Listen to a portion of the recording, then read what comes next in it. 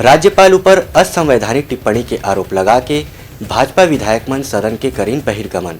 छत्तीसगढ़ विधानसभा में राज्यपाल के अभिभाषण ऊपर मुख्यमंत्री भूपेश बघेल कृतज्ञता ज्ञापित करत हुए राज्यपाल के असंवैधानिक टिप्पणी करीन। तो मुख्यमंत्री जी जानबूझकर अपने तुच्छ स्वार्थों के लिए, अपने राजनीतिक हित के लिए, पूरे प्रदेश को गुमराह करने के लिए और देश के संवैधानिक संस्थाओं का, राज्यपाल पद का और देश के संविधान का उल्लंघन कर रहे हैं। और निश्चित रूप से ये गंभीर विषय है और हम इस सदन में बैठकर संविधान के उल्लंघन करने वाली बातें, राज्यपाल पद की अवमानना करने वाली बातें हमारी उपस्थिति में हों तो मुझे लगता है उसके भागीदार हम भी होंगे, उसके दोषी हम भी होंगे।